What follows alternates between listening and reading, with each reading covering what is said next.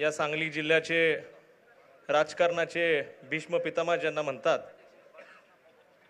ते सांगली सातारा विधान परिषदेचे माजी आमदार माननीय दादा, उपस्थित असणाऱ्या आमच्या आजी ज्या इथं खाली बसलेल्या आहेत त्या आपल्या सगळ्यांच्या वहिनीसाहेब, उपस्थित आपले सन्माननीय कदम सर, ज्यांचा अर्ज खऱ्या अर्थानं भरण्यासाठी आपण सगळेजण उपस्थित आहोत, ते या मतदारसंघाचे परमनंट आमदार माननीय डॉक्टर विश्वजितजी कदम साहेब, ज्यांनी खऱ्या अर्थानं त्यांच्या निवडणुकीच्या निमित्ताने महाराष्ट्राला वाघ दाखवण्याचं काम केलं, ते माननीय विशाल दादा, उपस्थित असणारे मध्य प्रदेशहून खास बाळासाहेबांच्या प्रेमापोटी इथं आलेले कुणालजी चौधरी, तिथले ते माजी आमदार आहेत आणि आता महाराष्ट्रामध्ये त्यांना मोठी जबाबदारी त्या ठिकाणी मराठवाडा आणि विदर्भाची काँग्रेसने दिलेली आहे. त्याचबरोबर आमचे तरुण सहकारी आणि महाराष्ट्र प्रदेशचे NSYचे अध्यक्ष आमिरजी शेख, आता सगळेच मान्यवर, माननीय अप्पा, माननीय बापू, माझे दोन्ही बंधू दिग्विजय, हर्षवर्धन, ऋषी, त्याचबरोबर उपस्थित आता सर्व स्टेजवरचे आमचे ज्येष्ठ वडीलधारी मंडळी, सर्व माता भगिनी आणि तरुण मित्रांनो, खरं ह्या व्यासपीठावर उभा राहिल्यानंतर अंगामध्ये एक ऊर्जा संचारते. साहेबांचा 2014 सालचा अर्ज आपण भरायला इथंच आलो होतो आणि ती जी विराट सभा होती त्यामधलं साहेबांचं भाषण इथं उभा राहिल्यानंतर आपल्याला परत एकदा असं कानावर पडल्यासारखं वाटतं. तो आपल्याला आज सुद्धा भास होतो, कारण साहेबांनी ज्या पद्धतीने या मतदारसंघामध्ये काम केलं ते काम फक्त राज्यापुरतं राहिलं नाही, पण संबंध देशामध्ये कडेगाव पलूस विधानसभा क्षेत्राची एक वेगळी ओळख करून गेलं. अशा प्रकारचं काम आपल्या साहेबांनी त्या ठिकाणी उभं केलेलं आहे. आज आपल्या भागातला एखादा माणूस कुठे दिल्लीला गेला, नागपूरला गेला, नाशिकला गेला आणि एखाद्याला विचारलं कुणी कुठून आलाय, कडेगावून आलोय जर सांगितलं तर एका मिनिटामध्ये माणूस हे म्हणतो की कदम साहेबांच्या गावचं का.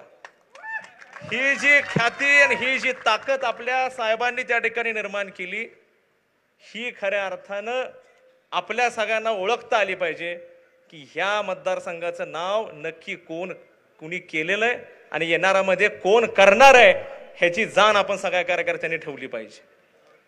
अनेक लोक अनेक पद्धतीने व्यासपीठावरून नाही ती वक्तव्य त्या ठिकाणी करतायत. मला खरं त्यांना सगळ्यांना हेच सांगायचंय की आपण सगळ्यांनी बोलत असताना काही गोष्टींचं भानी ठेवलं पाहिजे. कदम साहेबांचे आणि दादांचे संस्कार ह्या कुटुंबावर वेगळे आहेत की ज्यामध्ये एखाद्यावर बिना कामाचं तोंड टाकण्याची सवय आम्हाला बिलकुल नाहीये. पण आता आपल्या सगळ्यांचं एक नवीन नेतृत्व त्या ठिकाणी निर्माण झालंय, ते म्हणजे बाळासाहेब. त्यांचे काय संस्कार आमच्या सगळ्यांवर आहेत की एखादा अंगाव जर आला तर त्याला शिंगाव घेतल्याशिवाय राहायचं नाही, ही सुद्धा मानसिकता येणाऱ्या काळामध्ये आपल्या सगळ्यांना बाळगावी लागणार आहे. कारण या मतदारसंघामध्ये अनेक संघर्ष आपण सगळ्यांनी बघितलेत. गेल्या 40 वर्षामध्ये इथं बसलेल्या अनेक जुन्या लोकांनी त्या ठिकाणी काय प्रकारचा संघर्ष केलाय हे आपल्या नवीन लोकांना कदाचित माहिती नसेल. पार्टी कुठून सुरू झाली, किती लोकांपासून सुरू झाली आणि त्या पार्टीचं स्वरूप आता काय प्रमाणात तयार झालंय. आधी गावामध्ये शोधायला माणसं लागायची पार्टीची म्हणून, पण आज आपल्याच गावांमध्ये काँग्रेस पक्षामध्ये 3-3, 4-4 गट झाले. एवढ्या मोठी पार्टीची आपली व्याप्ती झालेली आहे.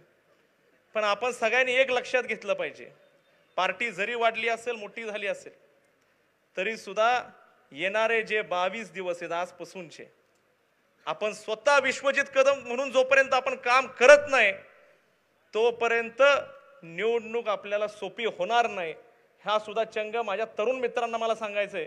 ही निवडणूक तुम्ही सगळ्यांनी आता खांद्यावर घ्यायची, हातामध्ये घ्यायची आहे आणि येत्या 23 तारखेला महाराष्ट्राला खऱ्या अर्थानं महाराष्ट्राचं नवीन नेतृत्व दाखवून द्यायचं. आपण सगळ्यांनी एक लक्षात घ्या, आपण आपल्या नेत्याची व्याप्ती त्या ठिकाणी कमी करता कामा नये. आपले नेते आज महाराष्ट्र राज्यामध्ये काम करतात, देश पातळीवर काम करतात. त्यामुळे त्यांना या मतदारसंघामध्ये गुंतवून ठेवणं हे किती योग्य आहे ह्याचा विचार आपण सगळ्यांनी करणं गरजेचं आहे.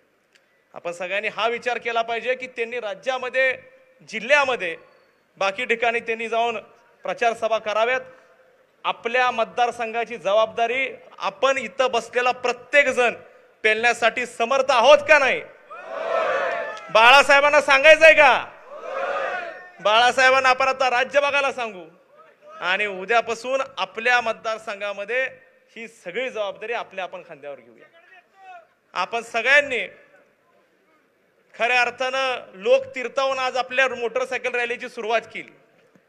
मला बाळासाहेब आपल्याला आवर्जून सांगायचंय, 2 दिवस आधी आम्ही सुतगिरणी एक बैठक बोलवली, ऋषींनी परवा खाली सुतगिरणी मीटिंग बोलवली आणि ह्या 2 दिवसामध्ये मोटरसायकल रॅलीचं नियोजन झालं. मलाही वाटलं नव्हतं की आखाडा कुठं तर आम्हाला असा बघायला मिळेल. आज सकाळी जेव्हा आखाडा बघायला बसलो, बाळासाहेब जवळपास 6,000 टू व्हीलरच्या नोंदणी नंबर सहित आपल्याकडे आहेत. 6,000 टू व्हीलर आज ही तरुण कार्यकर्ते आपल्या सोबत त्या ठिकाणी घेऊन आलेली आहेत. 6,000 टू व्हीलर म्हणजे जवळपास 10 ते 12,000 मुलं. मला खरं तुमच्या सगळ्यांची मनापासून दिलगिरी व्यक्त करायची आहे की इथलं सगळं थिएटर हाऊसफुल झाले. तुम्हाला सगळ्यांना थिएटरच्या बाहेर उभं राहून पिक्चर बघावं लागतोय. पण आज हा जो काय चालू आहे हा फक्त ट्रेलर आहे. येणाऱ्या दिवसांमध्ये तुम्हाला पिक्चर डॉक्टर विश्वजित कदम साहेब नक्की दाखवतील. हा सुद्धा शब्द तुम्हाला या निमित्ताने देतो. बोलण्यासारख्या अनेक गोष्टी आहेत पण आज मी वेळ घेणार नाहीये, कारण व्यासपीठावर अनेक मोठी मोठी मंडळी इथं बसलेली आहेत, त्यांना त्यांचं मनोगत व्यक्त करायचंय. पण बाळासाहेब मला एवढंच सांगायचंय की ज्या मंडळींनी त्यांच्या संस्था नीट चालवू शकली नाहीत, जी मंडळी सर्वसामान्यावर त्या ठिकाणी अत्याचार करत राहिली, त्या मंडळींनी आज सुसंस्कृतपणाची भाषा त्या ठिकाणी बरोबर इलेक्शनच्या काळामध्ये काढावी हे त्यांना निश्चितपणे शोभत नाही. मी बघितलंय रायगाव पॅटर्न काय हे अख्ख्या तालुक्याला माहिती आहे. रायगाव पॅटर्न मध्ये किती लोकांची अडचणी झालेल्या आहेत. जवळपास 2,000 एकर क्षेत्रावर त्या ठिकाणी बोजा चढवण्यात आलेला आहे. अनेक पलीकडच्या अलीकडच्या भागावर तीच परिस्थिती आहे. ह्या सगळ्या परिस्थितीमध्ये आपण सगळ्यांनी विचार केला पाहिजे की आपण नक्की किती सुखी आहे. जो तिकडा आहे त्याचं हित आवळले म्हणून जाऊन बटन दाबायला लागते. आपलं कुठं आवळलेलं नाही काय, आपल्याला सगळी सूट आहे. आपला नेता एवढा खंबीर आहे की आपल्या कुठल्याही अडचणीमध्ये कुठल्याही वेळेला ते आपल्याबरोबर सोबत उभे राहतात. ह्याचं इथं असणाऱ्या प्रत्येकाला त्या ठिकाणी अनुभव आलेला आहे. त्यामुळे ही जे काही गोष्टी आहेत हे आपण आता ताठ मानेने आपल्या गावात जाऊन सांगितल्या पाहिजेत. आपण सांगायला कमी पडता कामा नये की आपल्या नेत्याचं काम केवढं मोठं आहे. टेंबूचं आता योजनेचं आपण सगळ्यांनी विस्तारित जे झाला भाग, त्या भागाबद्दल मला खरं आवर्जून सांगायचंय. किती वर्ष तुम्ही टेंबू ताकारी ह्या विषयावर चर्चा करत राहणार आहे. आता त्यातून पण आपण पुढे निघून गेलोय.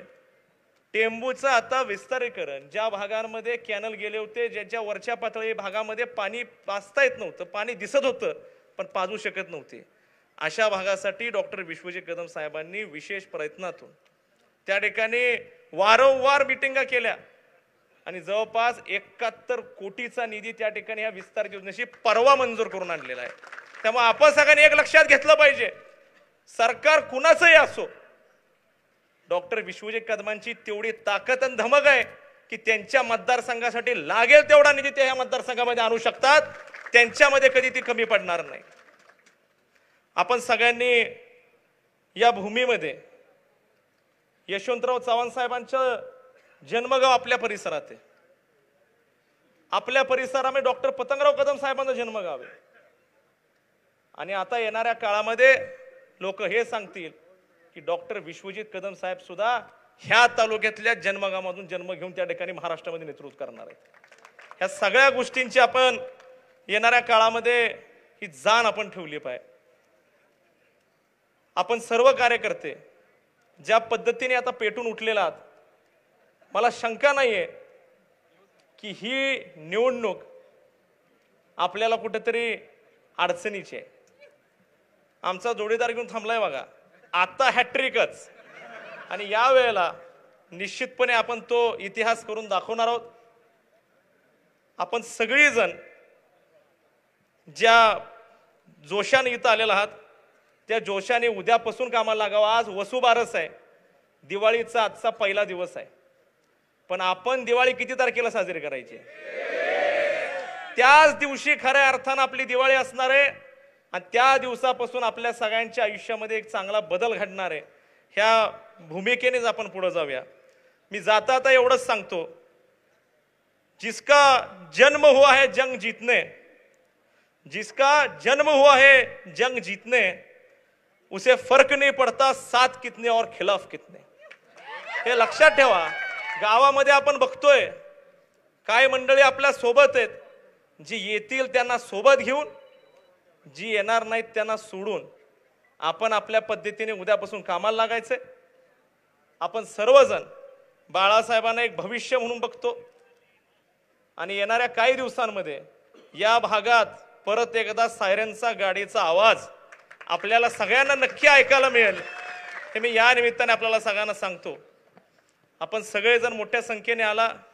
तुम्ही सगळ्यांनी जे प्रेम या कुटुंबावर, या पक्षावर सातत्याने 40 वर्ष केलेले, हे कधी वाया जाणार नाही हा शब्द देतो. अधिक न बोलता मी थांबतो. जय हिंद, जय महाराष्ट्र. धन्यवाद भैया. यानंतर बाळकृष्ण यादव आप्पा कडेपूर. थोडक्यात आपण या ठिकाणी आपले विचार व्यक्त करावेत. बाळकृष्ण यादव आप्पा, त्यांच्यानंतर